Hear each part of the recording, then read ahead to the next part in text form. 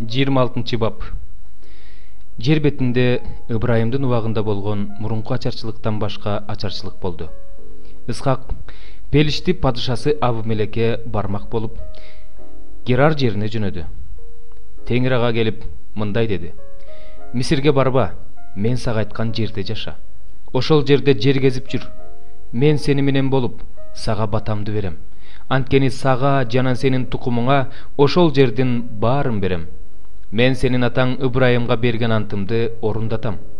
Сенин укум тукумуңду асмандагы жылдыздардай көбөйтөм. Сенин укум тукумуңа бул жердин баарын берем. Жер жүзүндөгү бардык элдер сенин уругуң аркылуу бата алышат. Анткени Ыбрайым менин айтканымды угуп, мен аткар деп осуят кылганды, менин буйруктарымды, көрсөтмөлөрүмдү, мыйзамдарымды аткарды. Ошентип Исхак Герарга отурукташты. Ал жердин тургундары анын аялы жөнүндө сурашканда, ал бул менин карындашым деп жооп берди.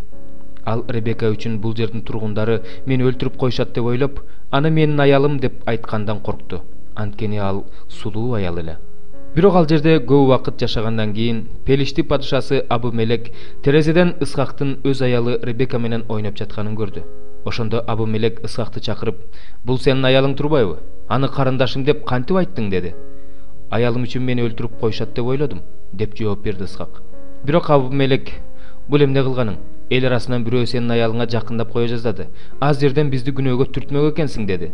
Анан Абимелек бүт элге буйрук берип мындай деди: "Ким бул адамга жана анын аялына тийсе, ал өлүм жазасына тартылат". Исхак ошол жерге арпа сээп, ошол жылы 100 эселеп түшүм алды. Анткени Теңир ага ушинтип батасын берди. Ошентип Исхак бай адам болду. Анын байлыгы улам арта бергендиктен ал абдан бай адам болду.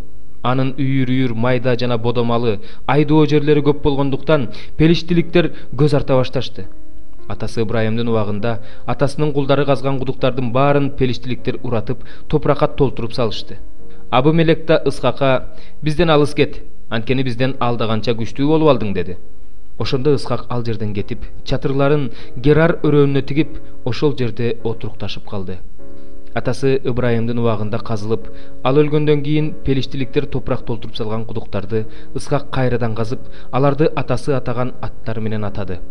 Исхактын кулдары өрөөндү казып жатып, ал жерден суусу бар кудук табышты. Ошондо Герардын койчулары менен Исхактын койчулары бул биздин суу деп талашып тартышкандыктан, ал анын атын Эйсек деп атады. Дагы бир кудук казышты. Ал тууралууда талашып тартышкандыктан, ал анын атын Ситна деп атады. Ошондо ал бул жерден ары кетип, башка кудук казды. Ал тууралуу талаш болгон жок. Ошондо ал: "Эми Теңир бизге кең жер берди. Биз эми жер бетинде көбөйө баштайбыз", деп ал кудукка Рехабот деген ат койду. Ал жерден ал Беер-шебага көчтү. Ошол түнү Теңир ага келип мындай деди: "Мен сенин атаң Ыбрайымдын кудайымын. Коркпогун. Анткени мен сени мененмин. Менин кулум Ыбрайым үчүн сага батамды берип, сенин тукумуңду көбөйтөм". Ошондо ал ошол жерге курмандык чалынуучу жай куруп, Теңирдин атын чакырды. Ошол жерге чатырын тикти. Исхактын кулдары ошол жерден кудук казышты. Ага Герардан Абимелек өзүнүн досу Акузат жана аскер башчысы Пихол менен келди. Исхак аларга: "Силер мени жек көрүп, өзүңөрдүн араңардан кууп жибергенден кийин мага эмнеге келдиңер?" деди. "Теңир сени менен экенин ачык көрдүк. Ошон үчүн биз сени менен биздин ортобузга ант коюп, сени менен келишим түзөлү. Анткени биз сага тийбей, жакшылык гана кылып, сени тынчтык менен кое бергендей эле, сен да бизге жамандык кылба. Сен азыр Теңирдин батасын алып турасың", дешти алар. Исхак алар үчүн той өткөрдү. Алар ичип жешти. Эртеси эртең менен эрте туруп, алар бири-бирине ант беришти. Исхак аларды кое берди. Алар аныкынан тынчтык менен жөнөп кетишти. Ошол эле күнү Исхактын кулдары келип, өздөрү казган кудук тууралуу "Биз суу таптык" деп кабарлашты. Исхак ал кудукту Шиба деп атады. Ошондуктан ушул күнгө чейин ал шаардын аты Беер-шеба деп аталат. Эйсап 40 жашка чыкканда Хеттик Беирдин кызы Жейдүтти жана Хеттик Эйлондун кызы Басыматты аялды калды. Алар Исхак менен Ребекканын башына түшкөн кайгы болду. 25 бөлүм. Ошондо асман падышачылыгын бул нерсеге салыштырса болот. 10 кыз колдоруна чырактарын алып, күйөөнү утурлап чыгышат. Алардын 5-өө акылдуу, 5-өө акылсыз эле. Акылсыздары чырактарын ала чыгышканы менен майын албай чыгышат. Акылдуулары болсо чырактары менен кошо идиштерине майда ала чыгышат. Күйөө кечиккенден улам баары үргүлөп уктап калышат. Бирок түн ортосунда күйөө келе жатат. Аны тосуп чыккыла деген кыйкырык чыгат. Ошондо кыздар тура калып чырактарын оңдошот. Акылсыздары акылдууларга чырактарыбыз өчүп баратат. Бизге майыңардан кайрылышкылачы дешет. Акылдуулар бизге да, силерге да жетпей калбаш үчүн сатуучуларга барып сатып алгыла дешет. Алар май сатып алганы кеткенде күйөө келип калат. Даяр турган кыздар аны менен бирге үйлөнүү тоюна киришет. Алардын артынан эшиктер жабылат. Андан кийин берки кыздар келип, "Кожоюн, кожоюн, эшикти ач" дешет. Ал силерге чындыкты айтып коеюн. Мен силерди тааныбайм деп жооп берет. Ошондуктан сергек болгула. Себеби адам уулунун келер күнүн да, саатын да билбейсиңер. Асман падышачылыгын бул нерсеге салыштырса болот. Бир адам бөтөн жерге кетип жатып, кулдарын чакырып аларга акча каражатын тапшырат. Ар бирөөнүн алдына жараша бирине 5, бирине 2, бирине 1 талант берип жолго чыгат. 5 талант алганы дароо барып акчаны айландырып 5 талант пайда табат. 2 талант алганы да 2 талант пайда табат. 1 талант алганы болсо барат да кожоюнун акчасын жерге көөм коет. Арадан көп убакыт өткөндөн кийин кожоюн келип кулдардан эсеп кысап талап кылат. 5 талант алганы дагы 5 талант алып келип, "Кожоюн, сен мага 5 талант бердиң эле. Мына 5 талант пайда таптым" дейт. Кожоюну ага, "Жарайсың, ишенимдүү жакшы кул. Кичинекей иште ишенимдүүлүк көрсөттүң. Сени чоң ишке коем. Кожоюнуңдун кубанычына ортоктош бол" дейт. 2 талант алганы да келип, "Кожоюн, сен мага 2 талант бердиң эле. Мына 2 талант пайда таптым" дейт. Кожоюн ага, "Жарайсың, ишенимдүү жакшы кул. Кичинекей иште ишенимдүүлүк көрсөттүң. Сени чоң ишке коем. Кожоюнуңдун кубанычына ортоктош бол" дейт. 1 талант алганы келип, "Кожоюн, сенин экпеген жерден оруп, сеппеген жерден жыйнаган ырайымсыз адам экениңди билгем. Корконумдан берген талантыңды жерге көөм койгом. Мына бергениңди ал" дейт. Кожоюн ага мындай деп жооп берет: "Жаман жалкоо кул, экпеген жерден оруп, сеппеген жерден жыйнаган адам экенимди билесиң. Ошон үчүн менин күмүшүмдү пайызга берип коюшуң керек эле. Мен келип кирешеси менен алат элем. Мунун колунан талантты алгыла да 10 таланты бар кулга бергиле. Анткени кимде бар болсо, ага дагы берилет, аныкы мол болот. Ал эми кимде жок болсо, андан колунда болгон нерсеси да тартылып алынат. Бул пайдасыз кулду сырттагы караңгылыкка ыргытып жибергиле. Ал жерде ый жана тиш кычыратуу болот." Ыйса муну айткандан кийин, "Кимдин кулагы бар болсо, ал уксун" деди.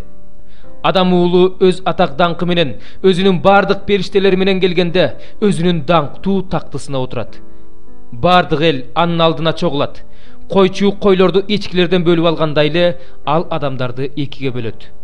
Койлорду өзүнүн оң жагына, эчкилерди сол жагына коет. Анан падыша өзүнүн оң жагында тургандарга мындай дейт: "Атамдын батасын алгандар, келгиле. Дүйнө жарала электеле силер үчүн даярдалган падышачылыкты мураска алгыла.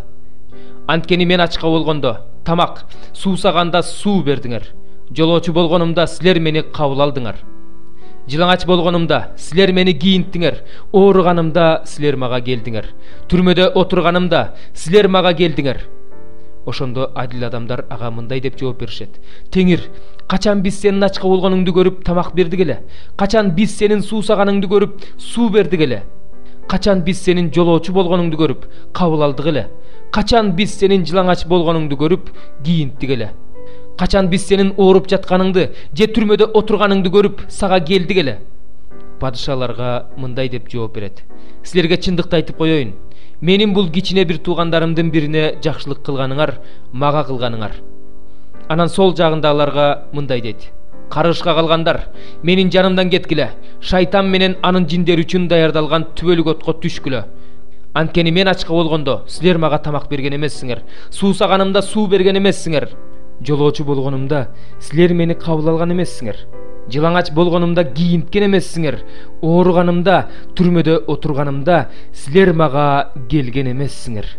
Ошондо алар андан: "Теңир, Senin açка болгонуңду, суусаганыңды, ооруганыңды, түрмөдө отурганыңды биз качан көрдүк эле?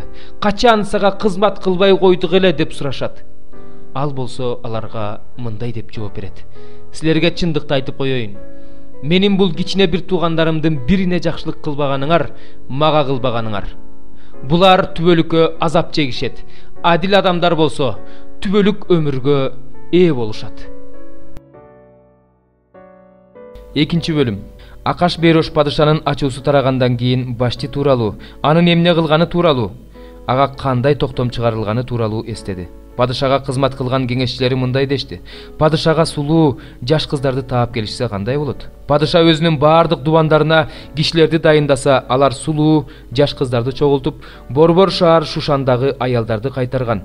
Падышанын Эбнуху Эйгенин көзөмөлүндөгү үйгө алып келишсе, аларга майлоочу заттарды беришсе, анан падышага жаккан кыз Баштинин ордуна ханыша болуп калса кандай болот? Падыша бул сөздү жактырып так ошондой кылды. Борбор шаар Шушанда Бенжамин уруусунан Мордохай деген жүйүт бар эле. Ал Жайырдын уулу, Жайыр Шемейдин уулу, Шемей Киштин уулу. Ал Бабыл падышасы Небухаднецар туткундап кеткен жүйүт падышасы Жаяхин менен бирге Иерусалимден туткундалып келген.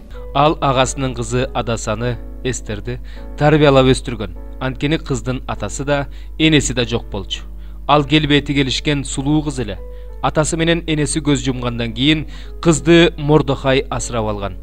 Падышанын буйругу менен токтому жарыялангандан кийин Борбор шаар Шушанга көптөгөн кыздар чогултулуп, Эйгенин көзөмөлүнө тапшырылганда, Эстер да падыша үйүнө, падыша аялдарын кайтарган Эйгенин көзөмөлүнө алынган. Бул кыз Эйгеге жагып, андан ырайым тапты. Ошондо Эйге майлоочу заттарды жана ага арналган нерселердин баарын бергенче, ошондой эле падыша үйүндөгү кыздардан анын жанында болууга татыктуу болгон 7 кызды койгончо шашты. Аны жана анын жанындагы кыздарды аялдар турган үйдүн эң жакшы бөлмөсүнө жайгаштырды. Эстер өз эли жөнүндө, өз теги жөнүндө эч нерсе айткан жок, анткени Мордохай айтпады, үйрөткөн. Мордохай Эстердин ден соолугун, аны эмне кылып жатышканын билиш үчүн ар күнү аялдар турган үйдүн короосуна келип турду.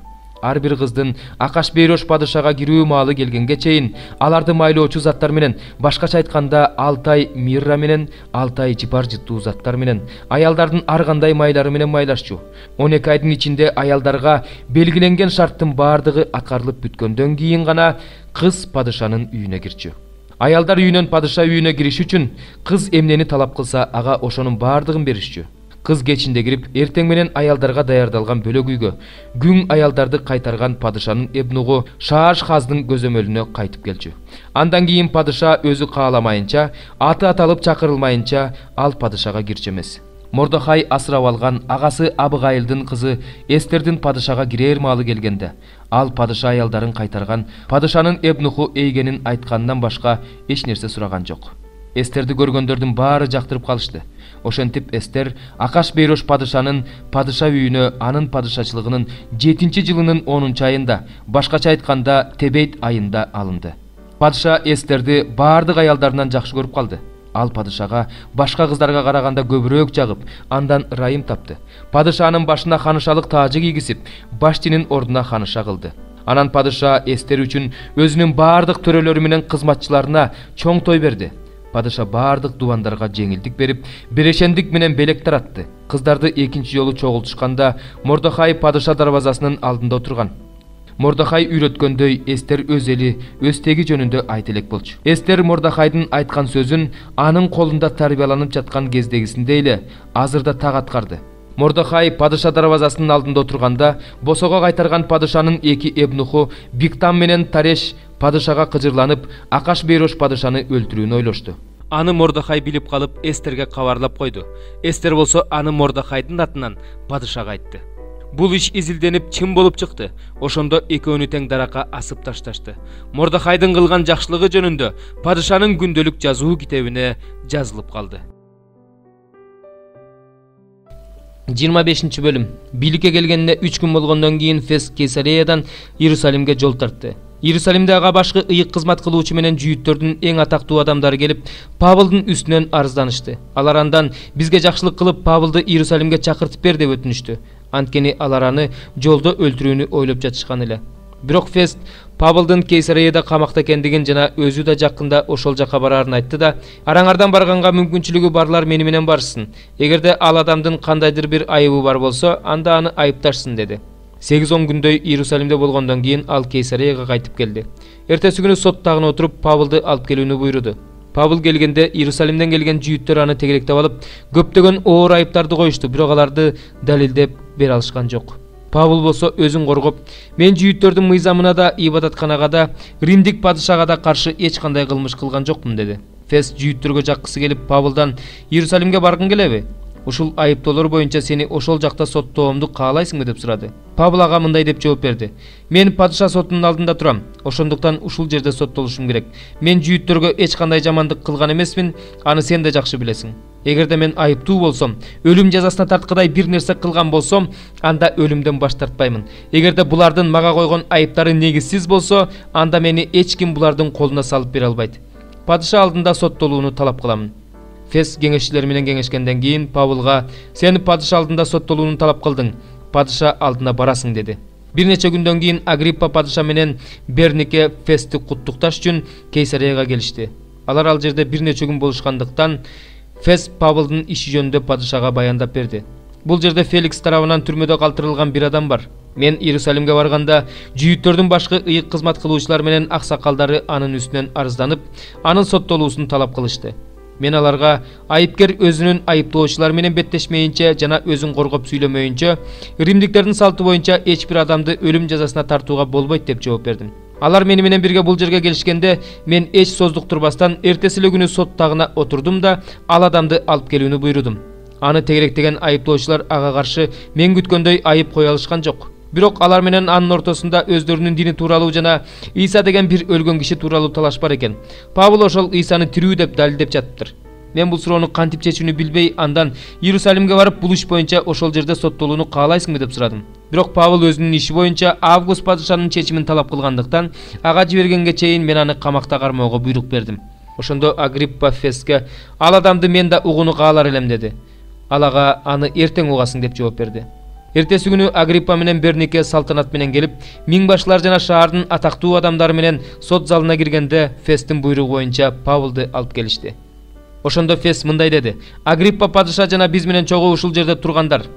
Силер көрүп турган ушул адамга көптөгөн жүйүттөр каршы экен. Иерусалимге барганымда да, ушул жерде да алар мага келишип, анын өлүшүн талап кылып кыйкырышты. Бирок мен андан өлүм жазасына тарткыдай эч нерсе тапкан жокмун. Августтун алдында соттолууну талап кылгандыктан мен аны ага жөнөтүүнү чечтим. Падышага ал жөнүндө жаза турган негиздүү эч нерсем жок. Ошондуктан тергөөнүн акырында жазганга бир нерсе болсун деген ой менен аны силердин алдыңарга, айрыкча Агриппа падыша, сенин алдыңа алып келдим. Анткени туткунду айыбын көрсөтпөй туруп падышага жиберүү мен үчүн акылга сыйбаган иш.